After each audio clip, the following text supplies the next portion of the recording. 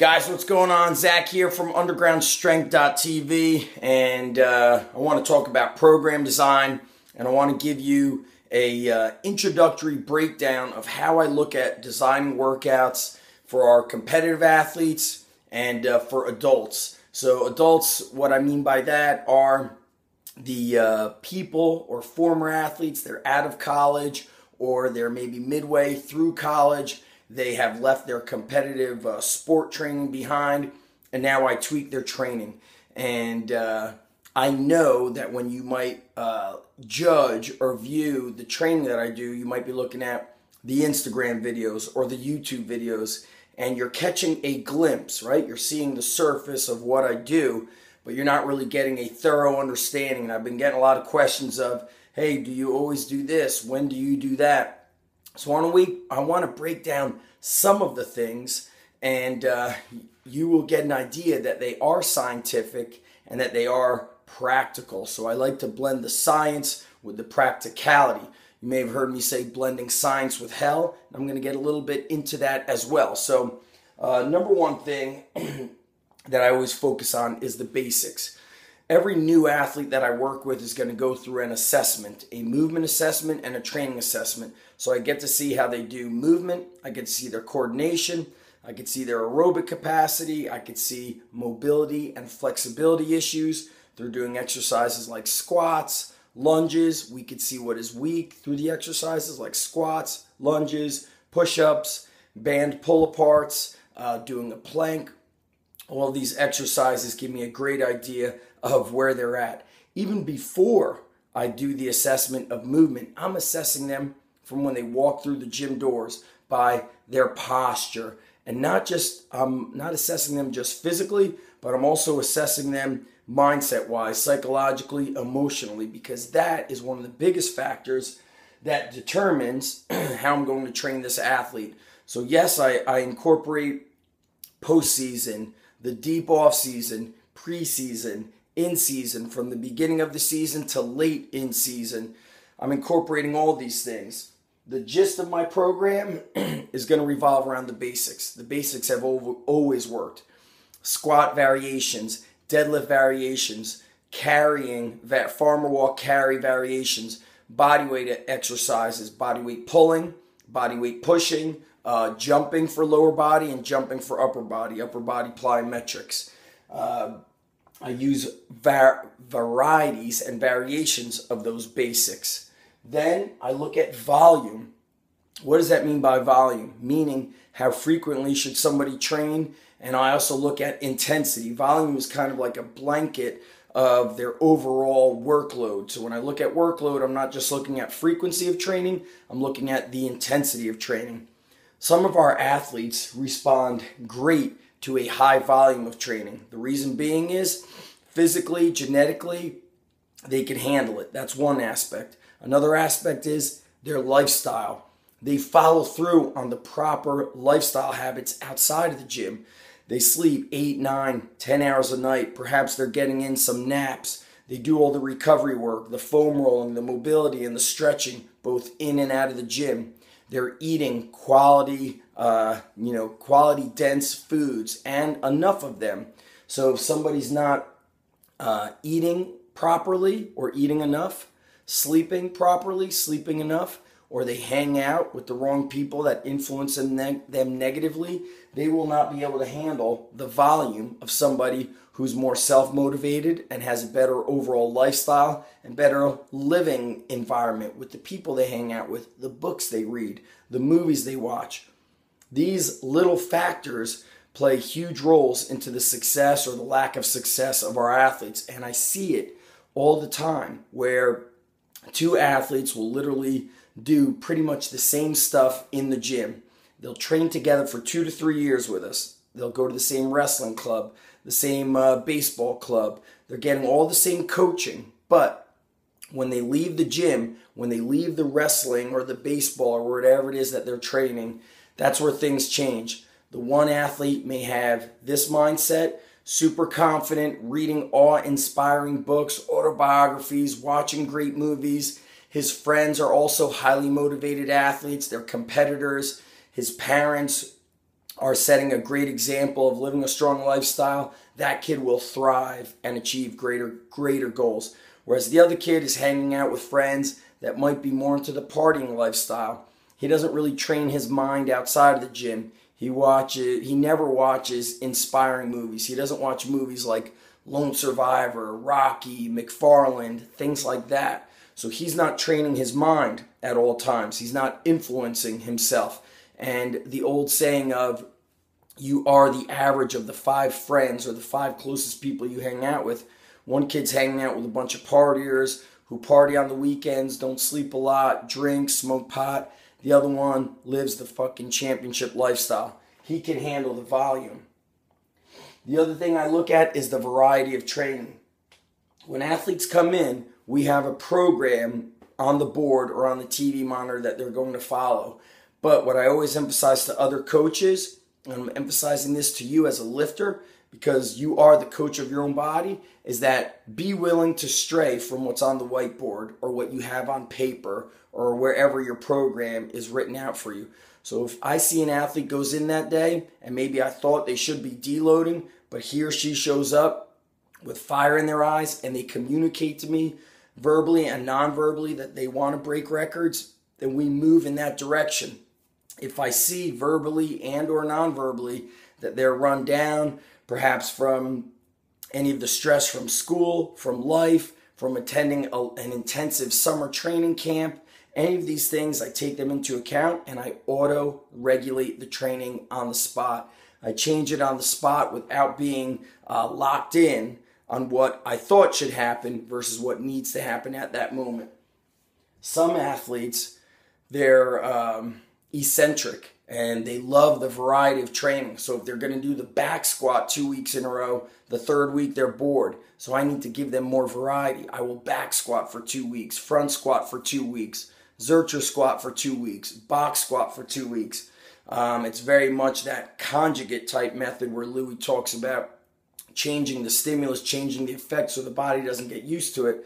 Sometimes it's not the body, but it's the mindset, which of course is part of the body, but the attitude is kind of what dictates the success of these athletes and where they're going to go.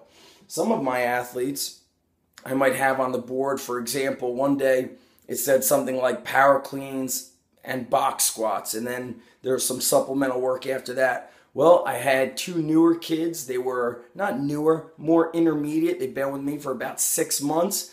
They're a little bit thinner in their frame. They needed to get under that bar. So what I had them do is skill work on the box squat. Once that skill caught on, we may have done like 5 sets of 2. Then we started upping the reps. They may have done 10 sets of box squats, but not so much adding weight every set.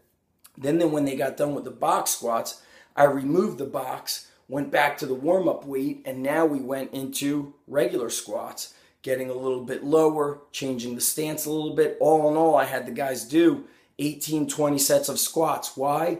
That's what they needed.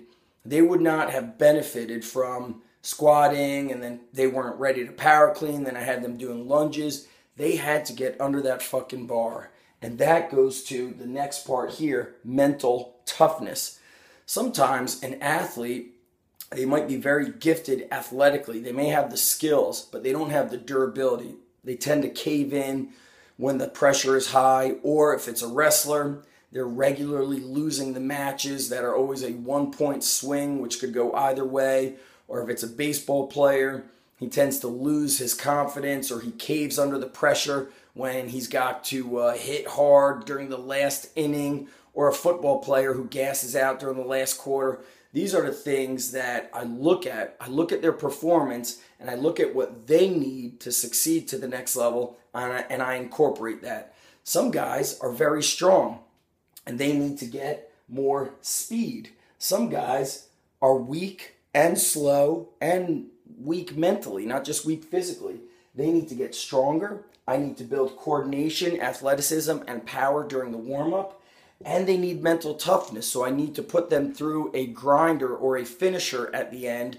But those grinders and finishers are not going to be high-skilled exercises. So it might be a kettlebell rack or kettlebell or sandbag farmer walk for 200 feet. Then it's going to be a sled sprint or a sled drag for 200 feet. Then it's going to be battle ropes for 40 reps. Then it's going to be a sprint 100 meter. Now do that for 3 rounds, 4 rounds, 10 minutes. Sometimes I need to boost that mindset. So if they went through a grinder of a workout, I'm going to let them finish, or I'm going to incorporate some bodybuilding work to get them to finish a workout where they don't feel like they just got their ass kicked. So they can walk out of the gym, chin, chest held high, posture up. What do? Gun show finisher.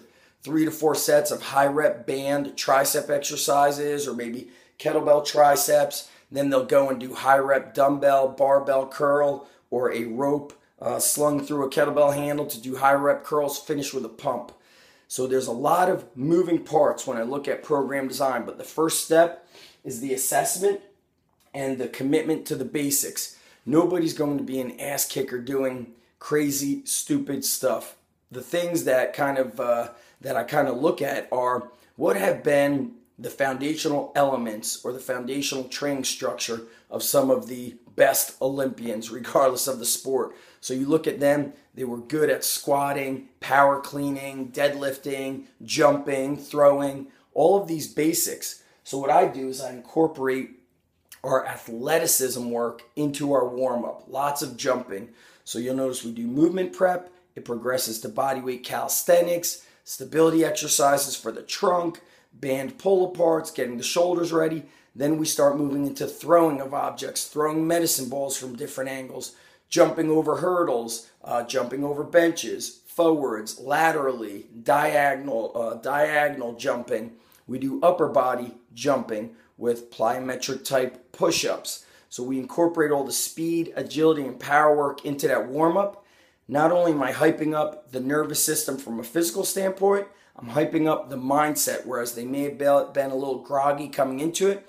Now they're starting to get hyped up. The mind and body are making a connection, and now I'm able to move them towards the training that I know will benefit them the most, not just from a physical standpoint, but mental. Because as I said earlier, there are athletes, they do pretty much the same training side by side, but the one kid has the better mindset, the other athlete does not, and that makes the difference in who's succeeding. So it's not always who is the most skilled athlete. I've seen this before, working with Division I athletes, guys prepping for international competitions, Pan Am Games, Olympic trials.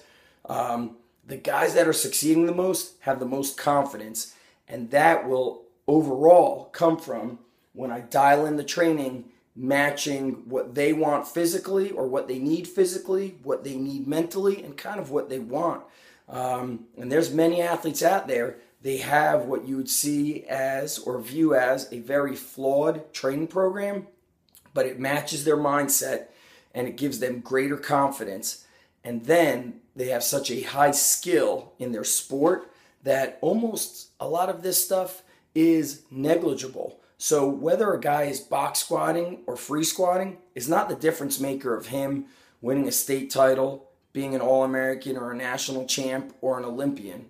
That stuff is negligible. So what we're doing is really feeding training that matches their mindset. Some of our guys have a unique discipline where they could squat, bench, deadlift, power clean, and that's all they would need. Whereas others thrive on the variety. And others thrive maybe on more of a scientific approach where they might do the squats and power cleans, and then I notice that they are done, and that's enough for that athlete because he or she operates and competes best when they feel fresh. So while everybody else is doing a finisher and supplemental work, I walk over to John and I say, hey, John Smith, you're good for the day. Go roll out for 5 minutes and go head back to your apartment. Go head home. So I work within what they need up here. Looking back at my own training in high school, I worked best having a lot of that up, down versus high intensity across the board. Whereas other athletes, if you pull back their intensity, they second guess themselves and they start questioning if they're working hard enough. And then, of course, we have the athletes, if they're lazy and have no desire to win, this could be the most scientific, most dialed in approach. But if that athlete doesn't have the desire to win upstairs, then all of this is negligible. The lifestyle, the nutrition, it means nothing. So really step one is up here. Does John Smith, does Susie Smith want it? If they don't want it, then forget it. None of this shit is going to work. So a big part of the key to success at the Underground Strength Gym is making sure I've got athletes in here who are self-motivated with supportive parents.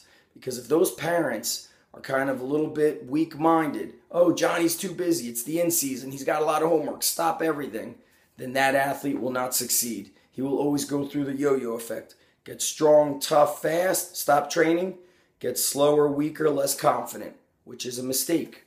Okay? I want to work with the athletes and the parents, or outside of the high school realm with the college teams and the college coaches who get that training is a year-round thing and that they need something like this is the art of coaching. It requires a lot of time in the room to really understand this. I know a lot of coaches out there might say, well, they just squat, bench, power clean, they mix up the workouts, we got this. You think it's just about the exercises, but that's just what you see on the surface. There's a whole nother art form behind and beneath that surface blanket. So I hope this gives you guys a little idea of how we utilize and focus on basics and the variations, how I switch and individualize volume training, who gets variety and when they get variety, mental toughness and the overall importance of mindset, and then who needs to be faster, who needs to be stronger, who has no coordination and needs more athleticism, who needs it all, and who just needs to get straight up fucking farm boy strong. Okay? A lot of food for thought. I hope you guys enjoyed this. I know it was long. Share it with other coaches that you want to help educate. Maybe you're a coach or manager of a gym. And if you got questions, drop them below here, wherever this video is, YouTube or Facebook. And make sure you check us out. Undergroundstrength.org, that's the certification. Undergroundstrength.tv is the blog. And get your free training courses, put them to use. Reach out to me through social. I'd love to help you. Peace out, guys.